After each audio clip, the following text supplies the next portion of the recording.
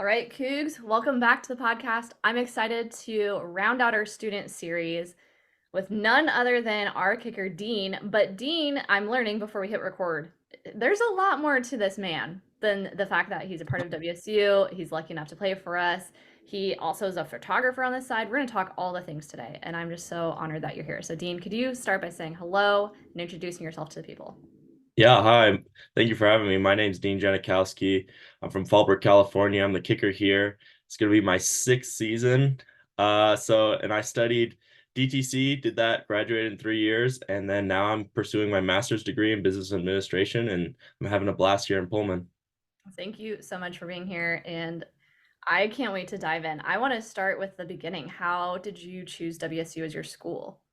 So when I started originally was soccer was my thing. And I mean that's for all kickers. So I started out with soccer, did that all the way to my sophomore year and got cut from the soccer team. I'd never been cut from anything before and I was playing football as a kicker and I kind of took that and I was like, man, let's just pursue this kicking thing and then ultimately started getting really good, became a 5-star and then started getting looks, and I knew I wanted to stay close to home, but like far enough from home. So like West Coast for sure, nothing further than that. And growing up in Fallbrook, it's kind of a smaller town, and I grew up raising animals, doing everything like that. So like when I came to Pullman for the kicking camp, it just seemed like home. Like everyone was so close. It was a small town. I loved every bit of it. I remember I think I was in Crimson and Gray, and I looked at my dad. I'm like, yeah, this is the place. And this was like my third visit. I mean, I didn't take a ton of visits and I'm like, yeah, I think this is the place. I was like, I think this is the one. And so we cruised it around and then that season I got invited up and then I committed right there on the spot with Matt Brock and then shook hands with Mike Leach and yeah, fell in love with this place. That's awesome. And I think for multiple reasons, we're lucky to have you. I'm not a kicker, it may surprise you. I imagine that's really competitive. Like there's not very many. What's that process like getting selected and knowing that you for sure have a shot in college and all of that? Yeah, I mean, it's a lot like golf. It's super, super mental. So, I mean, everyone can, I mean, I say most people can kick a football. Now it's just being able to do that in those pressure situations, especially when the crowd and really tense moments. So I think just being able to hone in on that and just realizing that you're a weapon and kind of just staying focused and doing your thing and knowing that there's not going to be a lot of kickers on the team and that you have to be able to perform for that team because you're scouted out and you're recruited for WSU. So you have to do your thing and just focus in on your one job. Yeah, that's true. I imagine when you miss like the mental fortitude to come back from that, Yeah, that's what's always the hardest. yeah, what do you like what's your advice in those scenarios? How do you work through that? So I work with a mental coach, Jim Madrid. He actually helped Abe Lucas. He was great. And I work with him all the time. So like there's a ton of mental things because I used to be kind of an antsy guy, like a freak out, like, oh, I missed a ball, like, okay, I'm not gonna make the next one. And he gave me a bunch of tips. So I mean, there's little things like chewing gum's a great one. I do that one. I chew gum, kind of calms my mind. I focus on just chewing the gum in the moment or taking deep breaths and little things like writing on a note card and then I put it down my sock like you're gonna make all your kicks, like different things like that, or like goals or anything. I'll even write some notes on my hands, like if I need to stay more upright on a kick, I'll write that and I'll kind of watch that as I take my steps back. I mean, there's a whole book of mental stuff that I have. That's cool. Whoa, I love that. I want to ask more about that, but I can't because we have so many other things to talk about. When we asked you to come on, you listed out obviously kicker, we talked about that, but you put creator second. You mind explaining to the people who maybe don't know what that is or what that means to you? What's that looking like while you're in school and everything? Yeah, so I grew up with a lot of property and just doing everything. I mean, racing dirt bikes, building jumps, building zip lines, everything. So like I always grew up with a GoPro and I was always filming myself and I had a blast being able to do that because no one ever really believed me. Being from that small town, I would like go to soccer games or go to football games and they're like, no, you didn't do that. I'm like, okay, I'll show you. I filmed it. And then I'll show them the clip and stuff like that. So I kind of grew a passion for that and just be able to create videos like that and it's only elevated. So like I've just always had a blast, whether it's like recently filming weddings or taking photos for others and stuff like that. I love the whole social media aspect of things, especially when NIL came out, because NIL really opened up the world for me because everything's on social media. And to be able to just promote different brands, I've worked with a bunch of different companies and promoted them and just kind of showed my worth through a creator. And I mean, I've had a blast with that. I met a lot of super great people. I know we talked about Kate Thornton. I met her through social media and she's great. And yeah, I helped take photos for her. It was, I mean, I just love the whole aspect of it. That's refreshing to hear because I think you and I know it's not going away. Like it's only going to Mm-mm. continue to evolve and be more embedded, not only on the athlete side of things. I mean, I'm talking to people in high school who are impacted by NIL. And before we were recording, I'm on the board for the Yeah. collective, so I know about that world a little bit. But the students have an opportunity. So to your Hmm. fellow classmates who maybe aren't jumping on those opportunities or they don't know how to engage with it, how to get started, do you have any tips for them? Yeah, I mean, I've had a few talks about these, especially with some teammates and stuff like that. I think the most important one is not to take every NIL deal. Yeah. There's a lot of different NIL deals. I mean, I get 5 to 10 NIL deals every single day, whether it's like commission based or something like that. If you don't believe in the product, don't promote it. And then if you take every single product and try to promote that, you're going to get burnt out. And I think the biggest tip would to be just focus on those few brands. Like if you only did like 3 or 4 brands the whole year, but you made a really good video and you spent a lot of time on it and you really helped promote that company, it's going to take you a lot further than just doing a bunch of little photos and little things like that. It's really important that you just focus on that, especially with how busy we are with football. Mhm. I mean, I've really learned that, especially just being able to time manage and stuff like that has really helped me. Yeah, no, that's great advice. And I think right now, at least from my vantage point, it feels like the wild, wild west. Like there's almost so many options. And how do you know what's for you, what's not for you, what's worth your time? Sure, it may sound good today, but long term, is that going to align with the brand? You have to make all these decisions. Yeah, for sure. And I mean, there's even like I get hit up by like protein companies and stuff like that, and especially for NCAA athletes, I mean, the NSF certified stuff, it has to be certified for it to be legal because you don't want to get that popped on your test. So why would you promote a company that's not NSF certified and then you promote it and it's on your social media and you have all your friends and they're like, "Man, I'll take that." And they're probably athletes as well, and then they take that and then they get popped. They usually lose a year of eligibility. I mean, it's something you really have to just be careful for. Yeah, for sure. Okay, and quick advice. What about like our Coug business owners? Maybe not the Nikes and the big boys, but smaller businesses. But I imagine there's NIL opportunity there. Do you have any tips for people who are in that boat? Yeah, keeping it local is really nice. I mean, it's super nice that everyone's so tight knit in the community, and I've had success with that and just being able to work with companies like that. It's super cool, and I wouldn't even try, especially with the local companies. I wouldn't even try to just take the high dollar bid and stuff like that. Like work with a company that you're really passionate about, even if you're not getting paid much, but you know this is a solid family. You know it helped them out, stuff like that. I mean, it's going to take you a lot further than it would be if you went with Nike every single time. Yeah. Yeah. That's great advice. I think everyone with Cougs First, especially, I hope you're taking notes on this because this is some good advice from someone who's in it and doing it. So thank you, Dean. Yes. Okay. You also listed out fundraiser, and we were talking about the foundation a little bit too before we were recording. So do you mind explaining what the foundation is, what you guys do, what it's all about? Yeah, so my family started the Heather Janikowski Foundation. We started that 2 years ago. My mom, who passed away 2 years ago from stage 4 breast cancer, she was fighting it her whole life. We decided to start our own foundation. It's a 501(c)(3) nonprofit. We don't touch any of this money. And I know a lot of the Cougs have seen it, but I've done different events like More Than a Kick. So every time I kick a field goal, you can donate a certain amount of money for someone in the local community fighting cancer. And we raised, I think the first year was $17,000. And then after that, we have the Kicking Cancer event, which is at Zeppos. And that's a bowling tournament, live auction, silent auction. And we did really well. We had like over 300 Cougs. It was a huge event. We raised $33,000. And we were able to donate to 4 different people and Seattle Children's Hospital. Donate all that money. Everyone who works for me and my board is all does it all for free, and it's a huge deal, and it's been a blast to do, and it's been something that's been super cool and meaningful to me, being able to meet all these people who are fighting cancer and who kind of went through what my mom went and what my family went. Is just so cool to be able to meet these people and be able to help out these people, because there's a lot of people who can't get the cancer treatments here in Pullman who have to go over to Seattle. I had a really nice couple who went over to Seattle and had to stay in a hotel for quarantine for like 2 months. And so just to be able to pay for their hotel expenses has been super meaningful, and I've had a blast with How do you manage all of that and being in it. grad school?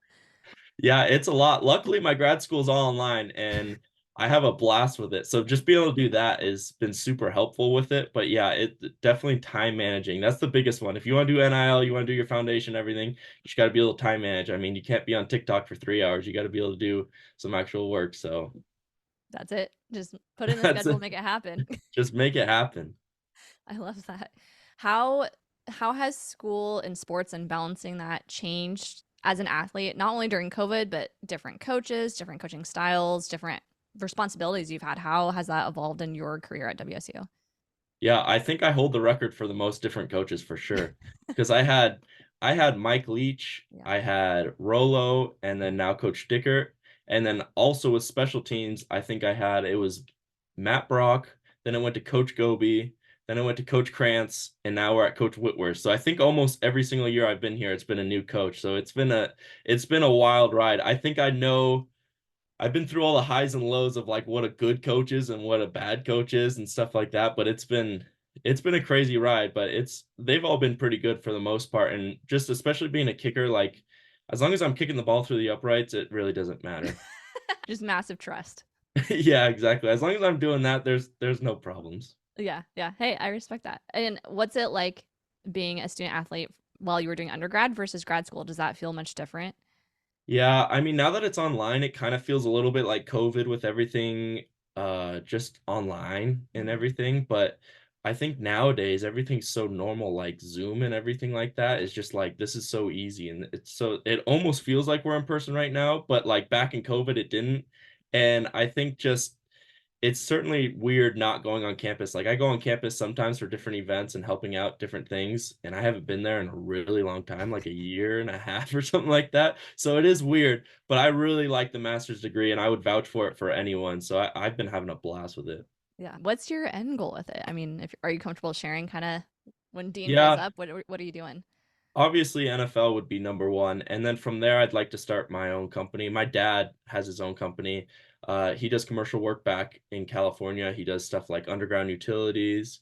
He has a concrete division, fire sprinklers, all that. So I grew up kind of, I mean, I guess that's where I get all my sense of like wanting to do business and stuff like that and working in NIL. Like that's where I get the love for it. I've seen my dad do it. I've seen someone successful like that. So it really motivates me to be able to do stuff like that. And yeah, I mean it's super cool. So I think like I would love to start maybe my own electric bike company. That would be another thing to add to the whole resume of everything I've done is I build electric bikes. I actually built RJ Stone an electric bike last year and sold that to him. I built the batteries, everything. So like the 18650 cells, I built that out of Tesla battery cells. And yeah, I mean, I have a blast with that. So something like that to be able to do that and go travel around the world and sell a bike and just be able to ride it for fun, that would be pretty sweet. I said the second I turned on Zoom, you guys, I was like, Dean, you're an onion. I'm reading your bio. I'm like, there's so much going on in here. And then he just keeps adding stuff like this electric bike in here. This is crazy. I love it. Yeah, it's super fun. I know like my recent one was last year. I had a dirt bike, a KTM 125, for those who know about dirt bikes, and the engine blew up and it's super expensive for a new engine, especially just throw it back in there. So I was like, well, this whole electric thing and everything like that, I'm like, let's just make it electric. So I built the whole thing, made it all electric, and it's twice as fast and it's super fun. I mean, I love it. I take it all around Pullman and everything. It's so fun. People know it's you when you're driving by. Yeah, they probably do. They see the 49 on the plate. Oh my gosh, so good. So, for those listening, could we talk a little bit more about what it actually takes to run this foundation? Like, even just the beginnings of it. How did you decide to have a foundation? I just have so many questions about that, and I don't think we've ever had anyone on who's boots on the ground started one like you have. So, walk us through how that came to be. Yeah, so my mom was a superstar. I mean, she was super giving. She loved her community. She was always helping everyone. I mean, she really motivated me to do it and to do things like that. So, I mean, when my mom passed away in January, we all kind of came together as a family and decided to start this foundation. And I wouldn't be able to do it without the help of my brother, my sister, my dad. So we all came together and kind of created this thing. And we created that and it was kind of scary at the beginning, but it was super just rewarding seeing what we can do. So we have different events in California like 5Ks, hikes, different things like that. And it's really cool to see just how many people show up and how many people want to support such a thing like that. Hmm. And it was cool seeing that. So that's when probably a year later, I decided to take it and kind of do my thing up here as well. It still works through the same foundation. It's still a 501c3 nonprofit. And I kind of created a team and started a thing over here. So I started that more than a kick. And it started with putting it on Pledge It and just getting the word out. And everyone seemed to eat it up. Everyone loved it. I mean, it was super cool. Everyone saw like, man, okay, now I can watch Dean Janikowski and know like if he makes this field goal, I'm going to lose some money, but it's going to go to a great cause. And it got people really excited because I know there's a lot of like TV and stuff like that that doesn't film the PATs. And I think they started filming it more because they would talk about it. Like the news reporter on sidelines would be like announcing it and talking about it. Like if Dean makes this, it's going to be $300 that goes to the foundation and stuff like that. So that was super cool. And then it got even cooler when later that year I started the Kicking Cancer event and I met with the Druffles and we talked about Zeppos and we talked about having a huge event there and having a live auction, silent auction, and stuff like that. We kind of created a board team and I mean, it was hard at the beginning, but it got easier as we got more people. And there's so many great people that are willing to volunteer, and it's super cool. I think it just like being able to start this foundation made me understand how close the Kook community is, which was super cool. And everyone was on board.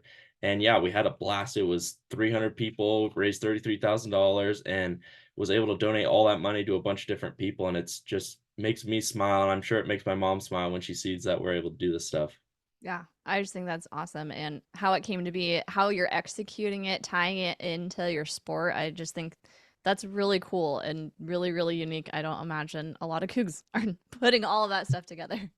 Yeah, exactly. And a little plug, April 19th, we're gonna have the Kicking Cancer event again. So we'll have that at Zeppos. It's gonna be a bowling auction, bowling, silent auction, live auction. It's gonna be a great event. We're gonna have a lot of cool different things. I mean, last year we had Rose Bowl tickets from when WSU went to the Rose Bowl. So that was super cool and stuff like that. We got a lot of cool stuff that we're gonna be bringing this year. That's awesome. And such a testament to the Coug community. I mean, we were also talking the differences of fundraising back home, California versus here too. Similarities but differences, huh? Yeah, it's crazy. I mean, California is great, but there's nothing like Pullman. It's we would have 5Ks and events like that, and there would be a lot of people that would show up, but we raise way more money here in Pullman. Mm. Just with this small town, we're raising way more money in Pullman. Everyone seems to come together. They drive far. Everyone loves to come do it. Everyone's super excited. I mean, just the energy here in Pullman is incredible. Yeah, that's awesome. That's so cool. This is just a nosy random Kelsey question that has nothing to do with anything, but I've been wondering since we hopped on. Mhm. What are your nicknames? Do you have it? Everyone calls me Dino. It Do you used know? to be weird being called Dino because it was my mom and my girlfriend who used to call me that. And then someone on the football team started saying that, and I'm like, that's kind of weird. Like that's kind of like a very personal nickname. And then people started calling me that, and I kind of started to love it. And then I changed my social media to that, put Dino up there. But yeah, that's really my only nickname. That's it. I Yeah, love that. I that's love it. It it. works. It obviously works. What we also were talking about social media and how you have a good time on there. I've seen your content. It's fun. And did you say your brother's in Pullman now too? Yeah, yeah. My brother's up here now. He's a defensive end. He's up here, so I mean, it's only going to get crazier with more Janikowskis. So we've been having a lot of fun. We've been doing a lot of projects, doing a lot of fishing, everything. It's been super fun. I mean, right now we got a jet ski and a John boat cut in half in our garage currently right now. We're going to combine the two and make the best thing ever, make a jet boat. And we're doing it for cheap because we don't have a lot of money. I mean, we get NIL, but we don't have a lot of money, especially Jack being the walk-on. There's no money here. So we're making this thing cheap. Yeah. Yeah. I mean, I think we have to plug it. What if people are listening, how can they support you as athletes? Because this is something I think people don't know. Like with NIL and stuff, do you mind explaining from your perspective kind of how that works and what options are for that? Yeah, I mean, I think like reaching out to someone like me is great because I've done that with companies like G Fuel, which is an energy drink company. They Yeah. reached out to me and said, "Hey, we're opening up at Fred Meyer's." And I was like, "Okay." And they're like, "We got to get a lot of people on board." And I was able to kind of manage that. So if there's like a big product or something you want to get a wide range, you can always reach out to someone who's good at doing social media, someone like me or something like that, to where you can promote that, because I got 100 football guys and we all did a deal with G Fuel and we promoted it and we all drove up to Spokane and for Fred Meyers and did an NIL deal that way. So I mean, just reaching out social media is the best way, or my personal email, stuff like that. I have my own website and just, I mean, really just trying to get in contact with them and yeah, just try to talk to them as much as you can. Yeah, like I said earlier, Wild Wild West, people don't know. And if your Cougs Mhm. listening and you also want to just give money, there's options for that too. I mean, NIL, like you were talking about the collective, that's what they do. So there's Yeah. options if you're a Coug just wanting to support Cougs, or if you're a business owner. I think now's the time we get creative. Yeah, I think the collective's great too, especially. I mean, just like, especially if you're a little nervous, that's an easy donation. That's easy. So something you can do that helps out a lot. And I know Coach Dickert does a good job at promoting that and getting that out there. So for any companies like that, just that's an easy one if you don't want to do a lot and you want to just donate and really help out a lot of players. Yeah, that's awesome. Thanks for speaking to that, because I think a lot of people, I mean, my friends included, I was there a little while ago, but not that long ago, and things have changed a lot, and people don't know, what options exist. And at the end of the day, like, we're all about Cougs supporting Cougs, and we should live that out loud. Yeah, and we got to win this NIL war. I mean, there's a whole war out there. We can't be losing right now. Currently, we're doing okay, but we need to win this. This is a war and we need to win. Yes. Oh my gosh, Dean. We're gonna Yes. help the kids out. The kids are gonna help the other kids and generational, and it's gonna go back and forth and back and forth. Yeah. Well, okay. Here's my question for you. If you're 17, 18, 16, 17, 18, you're thinking of colleges, you're a kicker. Why should someone come play at WSU? What would be appealing at that age now with all the NIL landscape too? WSU is the closest community for sure. There's a lot of people that have transferred, especially me being here with different coaches and all the changes and the new rules on transfer portal. But every single player I've seen that is transferred, they've always told me that WSU is the closest community. The boys are so much closer. Everyone's so much closer. I have a lot, I can't name schools, but I have a lot of people that I know that transferred and go, man, like WSU, we were close. Like we did everything together. Now I'm at this big city and no one hangs out. We don't want to do anything. We go work out and then everyone leaves and goes to the big city. I mean, I miss the boys back in WSU. So I think just come here if you want to have a good time in the sense of just being close to people and understanding and meeting business partners and stuff like that. I love it here. Yeah, I'm 6 years, a master's. I see Yeah, that. I'm the Like, grandpa on the team now. I love it. I should be the one promoting it the most. I love the great team. That's awesome. Yeah, I think we win. To your point, it is a war. I mean, from my vantage point, it's a war. And I think we win on our culture. I think the only way through is really selling and showing the magic of the Cougar community and the culture that we've built. And what I love about WSU is it's beyond your 4 years. It's into your master's program. It's Mhm. into your career. It's collaborations with businesses, to your point earlier. So, Yeah, I was on a plane 2 weeks ago. I went back home. We had a 5K for my family's foundation, but I'm sitting next to a guy that's going to California with me on a golf trip that him and his buddy right next to him met at WSU and have their own company together, and they're going on a business trip just to hang out and have fun. And I yeah. mean, that right there is just another example. Yeah, so true. So true. Well, Dean, I have some rapid fire questions for you. Okay, Are you ready for them? I'm ready. Okay, there's five of them. Just it's whatever like your quick answer is, just go for it. We're gonna wrap things up here, ask you some questions, and then I want people to get connected with you after that. So Okay. let's go for it. First one, where's the most underrated place to study? Hmm. My garage. With the boat? With the boat. I mean, that's my happy spot. That's the best spot. I can't think of anything else. That's great. Yeah. Hey, apparently it's also hands-on learning opportunity too. Exactly. Okay, would you rather write your notes or type your notes? Right, for sure. I'm super dyslexic. I'm gonna resist making a joke about that. Okay, number three. What is a bucket list Pullman thing that you still want to do? Oh, probably whitewater raft. Yes, so fun. Yeah, that would be fun. I did it when I was a kid, but I was kind of traumatized, so I'd like to just redo that. Maybe after the season. Yeah, Love it. Okay. Number four, what's the best social media platform? TikTok. Okay. It's not my favorite, but it's the one that's doing the most numbers. For you. Yeah, and I think in general, I think TikTok's doing the best out of all of them. I mean, otherwise it'd be Instagram, but like if you really want to reach out, make money and just reach a lot of people, I believe it's TikTok. Okay. Great advice. And then number 5, what is your dream job? Owning my own company and probably my own electric bike company. Okay. Well, we have it documented in the podcast, so we'll have to revisit that Yeah, 10 down years the from road now. and check in, huh? Yes. Well, I told you it would go fast today. I'd love if you could end on the note of where can people get connected? How do you want them to reach out to you? Please definitely tell everyone about the foundation where they can find info about that Mhm. too. Yeah, you can reach me at all my social medias. They're all Dean Janikowski, just all on straight.